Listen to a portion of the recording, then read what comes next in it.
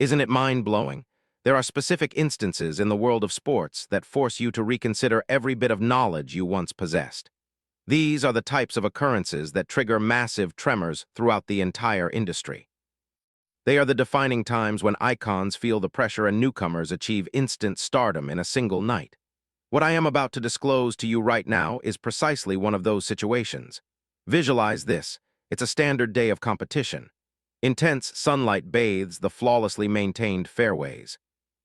Every camera is active. The audience is applauding in anticipation. Then suddenly it occurs, a lone gesture, a specific choice, a single motion that alters the entire landscape. The crowd falls into a stunned silence. People stare in total disbelief. Mobile devices begin to vibrate everywhere. In a matter of minutes, digital platforms erupt. Hours later, every significant sports outlet is reporting the news. Within a few days, the official golf authorities are actually compelled to issue a public statement. However, the element that makes this narrative truly unbelievable is the identity of the person at the heart of the scandal. This isn't some anonymous outsider attempting to gain notoriety. No, this is Charlie Woods, the son of the legendary Tiger Woods. This is the young man who was expected to strictly adhere to the regulations. The boy destined to be the sport's shining, golden child. The teenager who had a massive reputation at stake. Consequently, what exactly was his action? Which guideline did he violate to cause such immense turmoil in the golf community right now? Was it a technical infraction? Was it a private matter? Was it done on purpose, or was it a total mistake? Crucially, how does Tiger view this entire situation? Here is the perspective that most people are overlooking. This has surpassed being just about Charlie. This impacts his father's historical standing. It influences the family's public image and shapes the very destiny of golf itself. The reality is far more intricate than anyone currently perceives.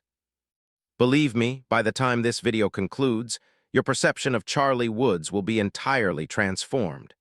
You will finally comprehend the significance of this event, and you might even conclude that defying the norms isn't necessarily the wrong path to take. However, before we explore the full account and I reveal the truth behind the chaos, I have to ask, are you prepared for what's next? But hold on. Before we uncover the explosive facts, if you haven't joined our community yet, what are you waiting for? Make sure to click the subscribe link and enable all notifications. We provide the most astonishing golf reports that no other creator is investigating. Trust me, you do not want to miss the upcoming details. All right, let's get into it.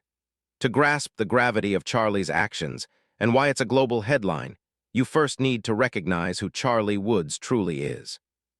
And I'm not simply referring to his status as Tiger Woods' offspring, though that is obviously a fundamental part of the narrative. Charlie was essentially born into the elite family of golf. From the moment he took his first steps, a golf club was already in his grip. Yet, unlike many children of celebrities who move away from their parents' careers, Charlie welcomed the challenge. He didn't pursue the game merely because of his father's fame. He participated because he possessed a sincere passion for the sport. Furthermore, his talent was undeniable. He was exceptionally gifted. By his 12th year, observers weren't merely measuring him against other junior players. They were drawing direct parallels to his father's performance at that same age. Such expectations are overwhelming for anyone, especially a child.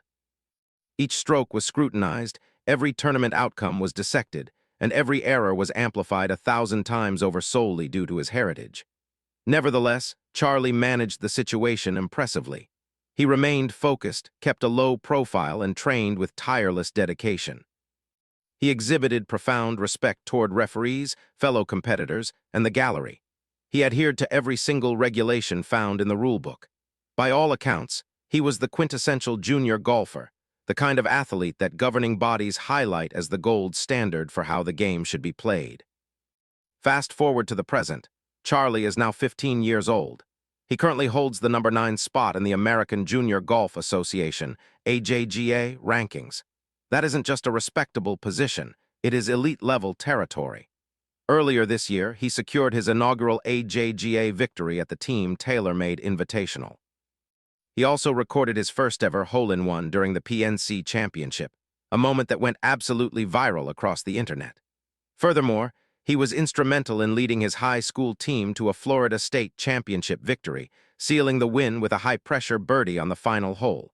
Everything was unfolding flawlessly.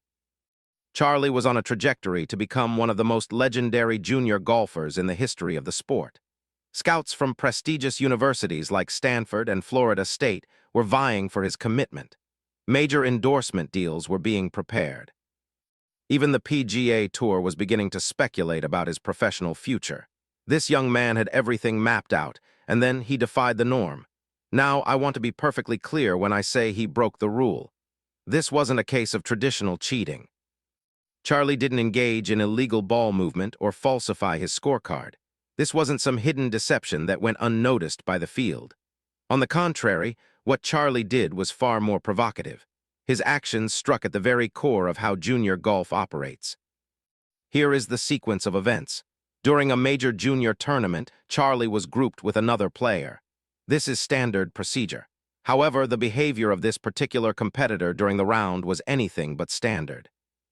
According to several witnesses on site, the other golfer was manipulating the regulations in subtle ways, adjusting twigs that should have remained untouched and taking drops in very dubious locations.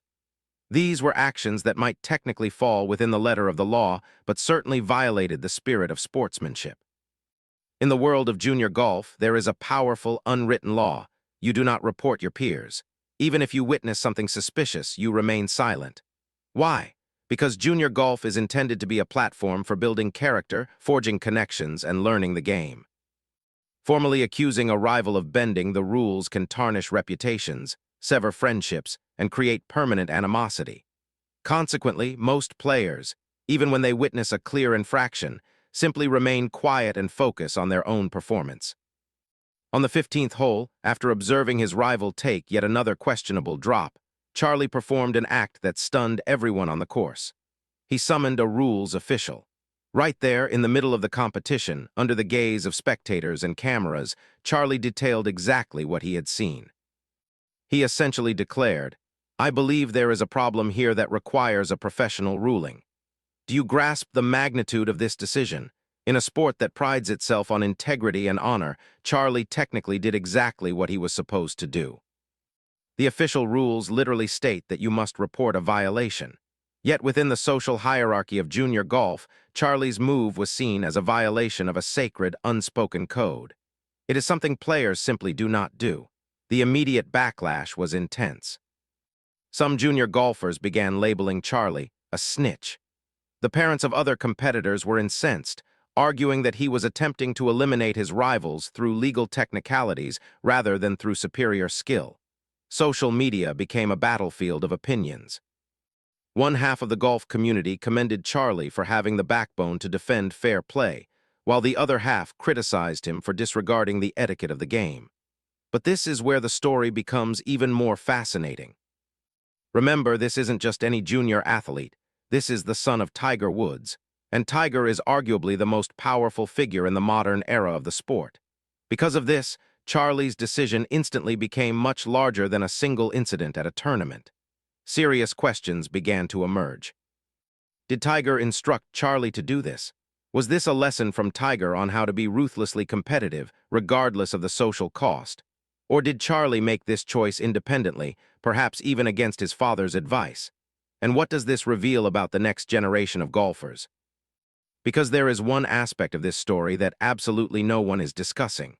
Charlie Woods' decision to defy this unspoken code might actually be the exact catalyst that the sport of golf requires at this moment. Stay with me on this, because the implications go much deeper than a single tournament. Golf has long struggled with a specific paradox. It is a discipline founded on heritage and etiquette, but those very traditions can sometimes shield the wrong actions. Occasionally, these unwritten mandates allow misconduct to thrive because everyone is simply too courteous to intervene. Maybe, just maybe, Charlie calling out what he witnessed wasn't an act of snitching. Instead, it might have been a moment of radical honesty in a sport that is desperately in need of it. Consider this: if you witnessed someone cheating during a basketball game, you would highlight it immediately. If you saw a player violating the regulations in football, pointing it out would be regarded as a sign of competitive integrity. Yet in golf, we have developed this peculiar social structure where the whistleblower is vilified. while the person actually bending the rules is protected. Charlie's choice forced the golf world to look in the mirror and confront some uncomfortable questions. Should youth athletes be encouraged to be more vocal about infractions? Is it time to stop prioritizing social politeness over actual fairness? Are these archaic methods truly serving the sport, or are they merely safeguarding individuals who know how to manipulate the system? The golfing establishment was largely at a loss for how to react. While some organizations offered quiet approval, noting that Charlie did precisely what the official handbook dictates, others attempted to minimize the incident, suggesting he should have handled the matter with more discretion. As for Tiger Woods, he maintained his typical public silence. However, those within the family's inner circle report that he is immensely proud of Charlie. He admires his son for demonstrating the fortitude to do what he believed was right, fully aware of the public scrutiny that would follow. The aftermath of this decision is where the real impact lies. Charlie didn't just ignore a social convention, he unintentionally ignited a movement. In the wake of the incident, other junior players began coming forward, detailing questionable behavior they had witnessed but had previously been too intimidated to report. It sparked serious dialogues among parents regarding the distinction between genuine sportsmanship and mere social survival. Even golf governing bodies began a formal review of their policies on how violations should be reported and investigated. Perhaps the most intriguing development involves the college scouts who were recruiting Charlie.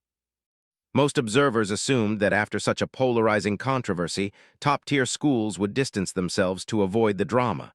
Surprisingly, the exact opposite occurred. Interest in Charlie Woods actually skyrocketed. Why?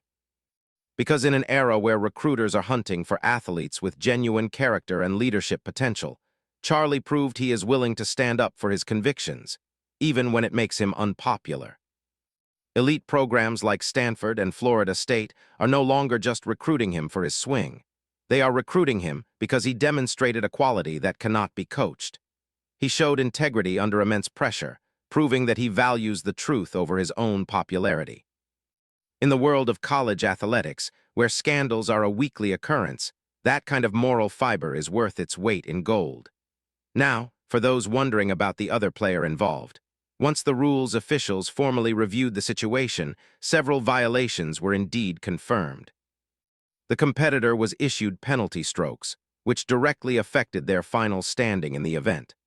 While it wasn't a large enough penalty to fundamentally shift the entire outcome of the tournament, it served as definitive proof that Charlie wasn't making false accusations.